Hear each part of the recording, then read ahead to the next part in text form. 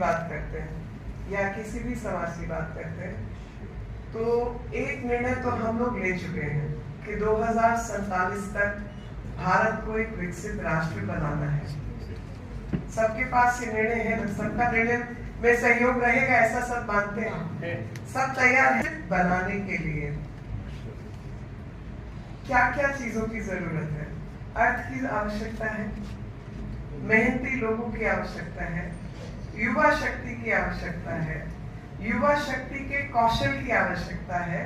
लेकिन इन सब चीजों को एक साथ बांधकर आगे बढ़ाने के लिए नियम कानून की आवश्यकता है। अभी भाई साहब ने इतना सुंदर गीत का प्रस्तुतिकरण किया। अब उनकी भाषा मेरी नहीं है, ना उन जैसी सुरीली आवाज है, लेकिन भाव वही है। भाव है कि हमें जाति, पंथ, धर्म, ये सब चीजों से ऊपर उठकर भारत को विकसित राष्ट्र कैसे बनाना है उसके लिए कार्यरत होना है। हम सब एक ही हैं और हम सबके पूर्वज भी एक हैं और इस अथाह समुद्र में हम एक बिंदु मात्र हैं।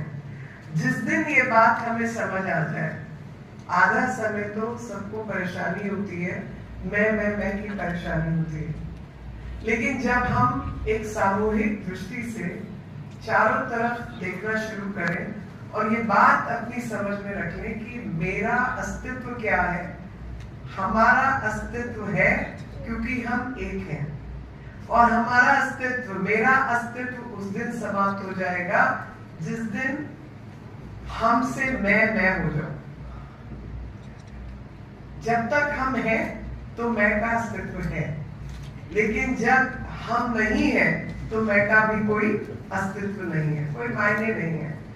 और धर्म की जब बात होती है तो धर्म एक तरीके से हम उसको अंग्रेजी भाषा में रिलीजन, आज की तरीके से सोचे तो रिलीजन सोचते हैं, लेकिन अगर हमारे पूर्वजों की दृष्टि से देखा जाए तो धर्म वो नियम कानून है जिसमें पूरा राष्ट्र, पूरा समाज बंधा होता था, अपने कार्यों के प्रति जागरूक होता था और वो कोई एक बहुत ही स्टैटिक, एक ऐसी कभी बदलने वाली स्थिति नहीं होती थी।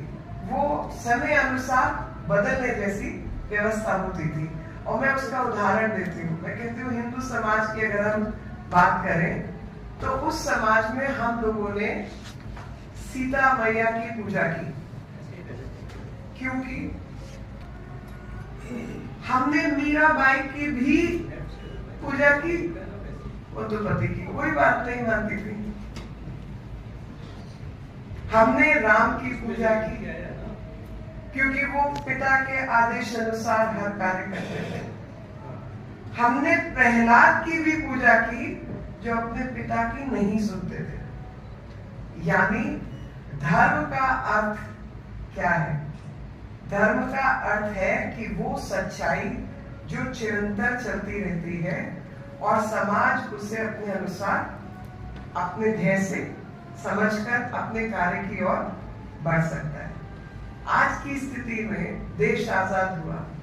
देश आजाद होने के साथ जो भी कानून व्यवस्था या प्रशासनिक व्यवस्था इस देश को मिली वो अंग्रेजों की देन थी। 75 साल निकल गए, आजादी का अमृत महोत्सव हो गया, मगर वो व्यवस्था में वहीं के वहीं हम बंधे रहे। और जो बार बार एक बात रह जाती है, उस बात का भी मायने जाने का गहराई में विषय नहीं है, लेकिन एक लाइन में मैं वो बात जरूर कहना चाहती हूँ कि इस देश को आजादी कभी मिली ही नहीं। इस देश को अगर आप ओरिजिनल कागज देखें तो सत्ता का हस्तांतरण हुआ था, आजादी नहीं मिली थी। और कई सालों तक हमें उन्हें रिपोर्ट करना होता था। आईबी भी रिपोर्ट करती थी, उनके लोग भी यहाँ रहेंगे, उनके साथ हमारा जुड़ाव भी रहेगा, ऐसा व्यवस्था खड़ी थी।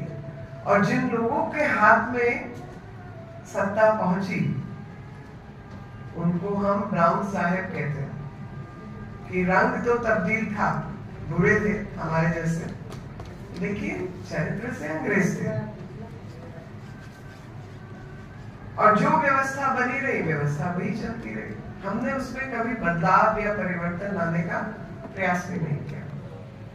आज जब विकसित राष्ट्र की हम बात करते हैं, एक सपना देखते हैं जो हमारे पूर्वजों का भी सपना था, जो हमारे आजादी की लड़ाई में सम्मिलित होने वाले जो हमारे वीर और वीरांगनाएं थी, उनका भी सपना था और सही मायने में आजादी का सपना था। सही मायने में वो चाहते थे कि भारतीयता को, भारतीय समाज को, भारतीय विचार को प्राथमिकता मिले। तो भारतीय विचार को प्राथमिकता अगर हमें देनी है तो नए सिरे से कुछ चीजों को सोचने की आवश्यकता होगी। तो पहली चीज,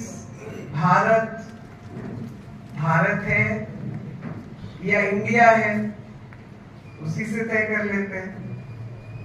और अगर भारत है तो इंडियन पीनल कोड कैसे चलेगा? उसका नाम तो भारतीय न्याय संहिता होनी चाहिए।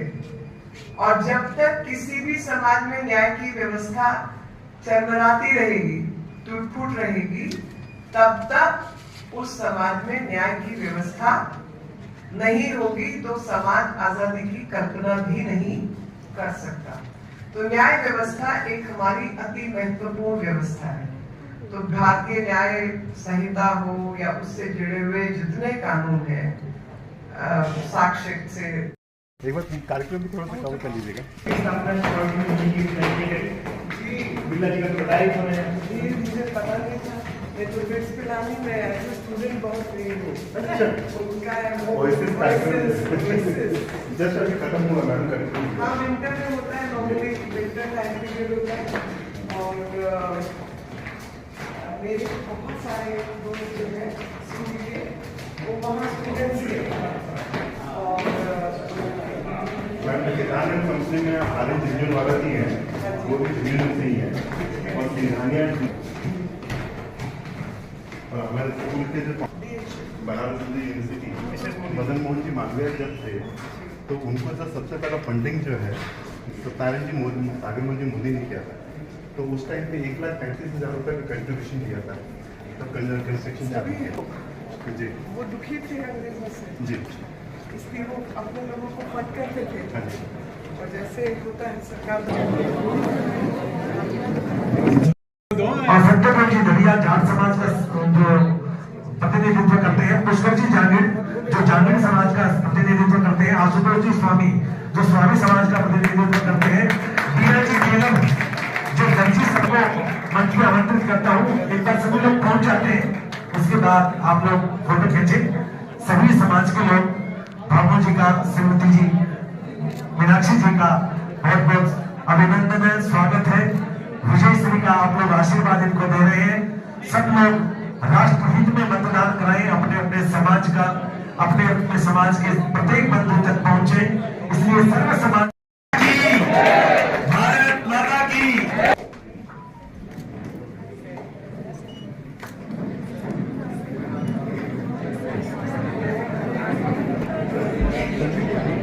राष्ट्र की इस वीर धरा पर, इस वीरों की धरा पर और इस सतियों की धरा पर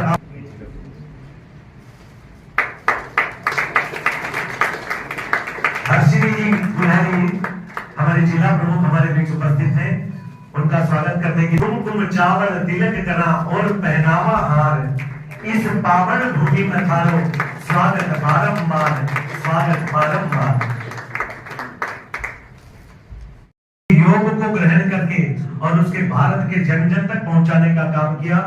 शिक्षा का क्षेत्र हो, सामाजिक क्षेत्र हो, समाज के लिए, राष्ट्र के लिए जहां आवश्यकता पड़ती, इनकी भूमि के अंदर उनका वो सबसे बड़े भामाशाह थे, उनके द्वारा वो दान की गई थी। तो ऐसे अनेक समारोह में उन्हीं के परिवार के सदस्य सिद्धार्थ जी गोयनका जो हमारे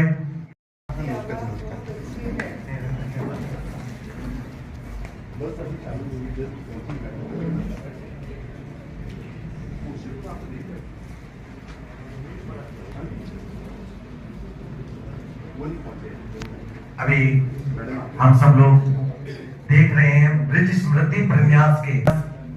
हम सब लोग जानते हैं झुंझुनू में अनेक वर्षों से जो राष्ट्रीय स्वयंसेवक संघ के आयोजन करते हैं, जिसमें मानव सेवा सम्मान के नाम से अनेक देश के प्रतिष्ठित लोगों को बुला करके, देश के उप प्रधानमंत्री लालकृष्ण आडवाणी जी भी आए, कमला जी आए हैं, अनेक ऐसी जो हस्तियां हैं उनको हमने यहाँ पर बुला करके उनका स्वागत किया था। पुष्पेंद्र जी कुलश्रेष्ठ आए थे पिछली बार। राष्ट्रवाद की ज्योत, हिंदुत्व की ज्योत ये लगातार हमारे देश में जलती रहे और इसी श्रृंखला के अंतर्गत आज की व्याख्यानमाला में हमारे बीच उपस्थित हैं श्रीमती मीनाक्षी जी लेखी, जो पूर्व के जहां जहां हम शासन में आते हैं बाय डिफॉल्ट लोग मानते हैं कि कानून व्यवस्था सुधारी जाएगी। उसका मैं आपको छोटे 2-3 उदाहरण दूंगा। कर्नाटका में अनफॉर्चुनेटली 2023 में हमने पावर खोया, उसके कॉन्सिक्वेंसेस क्या निकले। अभी जो चुनाव हुए, आम चुनाव, आप लोग सबने भी टीवी देखा होगा। बेंगलोर में एक जगह पड़ता है चिकपेट, हर्षिनी जी सुनी होगी उस जगह के बारे में। हर्षिनी जी बेंगलोर रहते हैं, उनके पिताजी बेंगलोर रहते हैं, वो तो हिंदू रहते हैं। चिकपेट में एक हमारा मारवाड़ी भाई, एक छोटे मोबाइल की दुकान है उसकी, अपना काम वाम सब खत्म करके बैठा था और उसने हनुमान चालीसा लगा लिया। 6-7 नवयुवकों ने उसको आके उसकी धुलाई कर दी, दुकान तोड़ फोड़ दी। ये सब आपको सोशल मीडिया पे मिलेगा। उसकी दुकान तोड़ फोड़ दी। जब वो कंप्लेन करने गया, उसी के खिलाफ वहां की कांग्रेस सरकार ने FIR दर्ज किया। बेंगलोर में 5 सांसद हमारे होते हैं, जैसे दिल्ली में रिकॉर्ड है ना 7 out of 7, वैसे ही एक दूसरा शहर पूरे भारत में जो पूरे के पूरे सांसद लेता है बीजेपी को, वो बेंगलोर है। 5 सांसद हमारे सांसद जब वहां पे विद्रोह में बैठे, जब तेजस्वी सूर्या वहां गया, जब PC मोहन वहां गए, जब शोभा करंदलाजे वहां गई, तब उस हमारे बंधु का FIR दर्ज हुआ। जयपुर में मेरी एक रेस्टोरेंट चलती है अन्नपूर्णम के नाम से, सी स्कीम एरिया में। सी स्कीम किसने सुना है? मोटा मोटी जो जयपुर गया सी स्कीम तो देखा ही होगा। सी स्कीम एक प्राइम इलाका मानते हैं, वहां पे तो मानते हैं कि कानून व्यवस्था अच्छी होगी। भजन लाल जी की सरकार बैठने से पहले, बीजेपी की सरकार बैठने से पहले 2-3 महीने पहले मेरे ही रेस्टोरेंट में दिन दहाड़े लोग आए, सब तोड़ फोड़ के कैश बॉक्स खाली करके चले गए। अब ब्यूरोक्रेसी में तो पर्चे रखते ही हैं, हम नहीं रखते तो मनीष जी तो रखते ही रखते हैं। सबको फोन किया, सीनियर पुलिस ऑफिसर्स को फोन किया, IPS को किया। उन्होंने कहा sir this is how Jaipur policing in Jaipur is right now. ऐसी ही पुलिसिंग है जयपुर में। हम सत्ता में आए, सबसे पहला काम किया भजन लाल जी ने कानून व्यवस्था, लॉ एंड ऑर्डर हाथ में लिए अपने। यूपी में क्या क्या हुआ है वो तो खैर किसी को अब बताने की जरूरत नहीं। यूपी pre-2017 क्या था और आज क्या है। मैं अभी प्रचार के काम से पंजाब गया था, लुधियाना में काफी समय बिताने का अवसर मिला मुझे। लुधियाना भारत का स्टार्टअप कैपिटल 1960 से है। इतने डेयरिंग है वहां के लोग, जेब में 500,000 रुपए होता है, एंटरप्राइज बिजनेस व्यापार चालू कर देते हैं। बहुत डेयरिंग है वहां के लोग। बेंगलोर तो स्टार्टअप कैपिटल अब बना है। वहां पे व्यापारी वर्ग की एक बैठक बुलाई हमने कि भाई लुधियाना से आप लोग क्यों निवेश नहीं आ रहा, इन्वेस्टमेंट नहीं हो रहा लुधियाना में। बोले लॉ एंड ऑर्डर कोलैप्स हो गया है, एक्सटॉर्शन राज चल रहा है पंजाब में। अब वो सारे अपनी फैक्ट्रियां डाल रहे हैं यूपी में।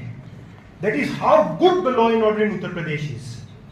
वैसे ही झुंझुनू में इस बार एक अच्छे कैंडिडेट को हमें जिताने की हमारी एक मजबूरी भी है और एक अपॉर्चुनिटी भी है कि वो लॉ एंड ऑर्डर यहाँ का संभाले, भारत विकसित देश बने, उसके साथ झुंझुनू भी एक विकसित जिला बने। इस निवेदन से आप लोग सब यहाँ पधारे हैं, आप लोग सबका मैं बहुत बहुत आभारी हूँ। विषय बहुत है मगर मैं ज़्यादा नहीं बोलूँगा क्योंकि कार्यक्रम के बाद मनीष जी बोलेंगे आपको थोड़ी सुनने आए थे लोग, सारा समय तो आप ही लेंगे। तो इसलिए मैं माननीय श्रीमती मीनाक्षी लेखी जी का आभारी हूँ कि आप झुंझुनू पधारे। You will guide us today, you will show us what good law and order means. Thank you so much madam. मैं जब भी मैं मिलता हूँ मनीष जी बोलते हैं मैडम ने रिकॉर्ड तोड़ा है, पहली बार झुंझुनू में बीजेपी का जिला प्रमुख बना है। Commendable achievement madam. आप इस कार्यक्रम में पधारे, आपका भी बहुत धन्यवाद। मैं मेरे 2 मित्रों का संजू सदानंद जी और मनीष अग्रवाल जी का आभारी हूँ कि उन्होंने इतना अच्छा कार्यक्रम आयोजन करने में मेरी मदद की। उच्छिष्ट कब्जे करवाता है क्या? कब्जों में जुड़ा हुआ है? नहीं। उगराई के धंधे में जुड़ा हुआ है? नहीं। तो कैसा नेता चाहिए? हाँ? अबू जैसा ना। वो इसीलिए कि जो उगराई के धंधे ना करता हो, लोगों से चोरी चकारी ना करता हो, उठाईगिरी ना करता हो, कब्जे कुब्जे करवाने हटवाने का काम ना करता हो, ऐसा ही व्यक्ति चाहिए ना, क्योंकि कई जगह तो नेता खुद इन सब में संलिप्त रहते हैं।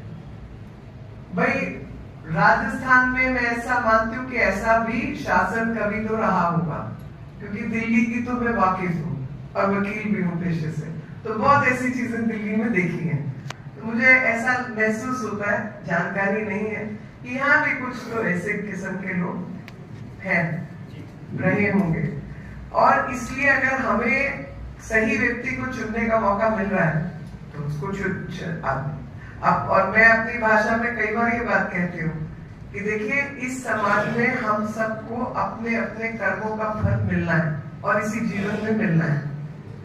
तो समाज का सामूहिक रूप से जो कर्म होता है वो लोगों को जिताने का या हराने का होता है। सही व्यक्ति को जिताते हैं तो उसका लाभ भी मिलता है, गलत व्यक्ति को जिता देते हैं तो नुकसान भी होता है। हमने दोनों पक्ष देखे हैं, हमने विकास होते हुए भी देखा है और हमने नुकसान होते हुए भी देखा है। तो इसलिए अपने कर्म को भी हम लोग ठीक रखें और राजेंद्र भाई साहब जी को कानून व्यवस्था के लिए वो बने रहें, ऐसी कामना के साथ हमें उनको विचार रखना है। अब कानून व्यवस्था देश में भी बदली गई है, आपके प्रदेश में बदली गई है, लेकिन प्रदेश में जो कानून व्यवस्था बदली गई है उसका सिरा राष्ट्र से भी जुड़ा हुआ है। देश के कानून मंत्री तो आपके प्रदेश के हैं और गृह मंत्री जिन्होंने कश्मीर जैसी जगह को सुधारने का काम किया, उसका लाभ भी पूरे देश को मिला। उत्तर प्रदेश में हमारे लोग आए, मुख्यमंत्री बने, तो वहां की कानून व्यवस्था को भी बदलने का जो श्रेय है वो हम ही लोगों को जाता है। तो जब सही व्यक्ति अपने अपने सही स्थान पर बैठते हैं तो वो सही काम करते हैं और उस सही काम का लाभ पूरे देश को होता है, चाहे वो राष्ट्रीय स्तर पर हो चाहे वो अंतरराष्ट्रीय स्तर पर। और राष्ट्रीय स्तर और अंतरराष्ट्रीय स्तर भी आपस में जुड़े हुए हैं। आप ऐसा सोचिए कि कोई व्यक्ति देश के खिलाफ काम कर रहा है और उठ के दूसरे देश में भाग जाए, ऐसे व्यक्ति के खिलाफ देश का कानून होना चाहिए या नहीं होना चाहिए? वो कहीं और का नागरिक बन जाए तब भी कानून होना चाहिए या नहीं होना चाहिए? हमारे यहाँ नहीं था, ये सब अंग्रेज बाकी लोग यहाँ कुछ करके भाग जाते थे और वही व्यवस्था चल रही थी। आप कनाडा भाग जाओ, आप लंदन चले जाओ, आप अमेरिका भाग जाओ, कहीं चले जाओ और उसके बाद हाथ बनते सरकार ढूंढती रह जाए, कुछ नहीं हो सकता। और जब तक आपके यहाँ उसके खिलाफ कोई कार्रवाई नहीं होगी तब तक वो आपको व्यक्ति को भी नहीं सौंपेंगे।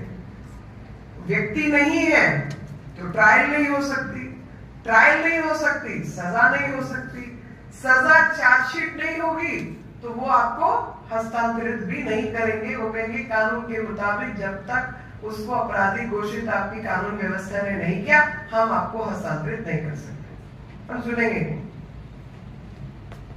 तो वो एक ऐसा अंग्रेजी में कहते हैं विशिष्ट सर्कल था।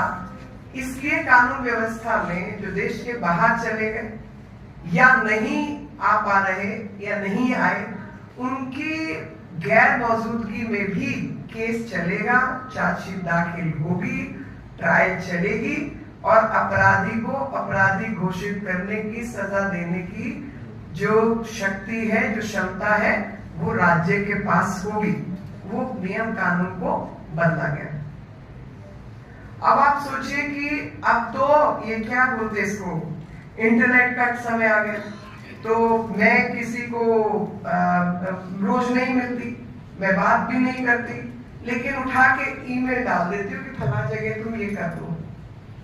और अगर फला जगह ठीक काम मैं कहूँ कि यहाँ सभा कर दो तो एक विषय है, लेकिन अगर मैं कहूँ कि भाई ऐसा है कि वहां दंगे करवा दो, कोई चोरी कर दो, मारपीट कर दो, तो मैं अपराधी हूं या नहीं हूं ना?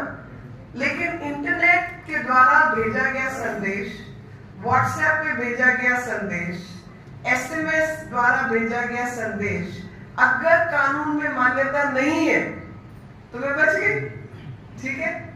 डिजिटल डॉक्यूमेंट को डॉक्यूमेंट नहीं मानते थे हम, लेकिन अब समय बदला, टेक्नोलॉजी बदली, तो जो डिजिटल डॉक्यूमेंट्स हैं वो डॉक्यूमेंट्स हैं और उनको गवाही में प्रस्तुत किया जा सकता है ताकि चोर, बदमाश, गुंडा, उल्टे काम, दंगे कराने वाले, ऐसे तमाम लोग, सबके खिलाफ, स्मगलर्स, डकैत, उनके खिलाफ कार्रवाई हो सके, क्योंकि उनकी शक्लें और व्यवस्था बदल गई है।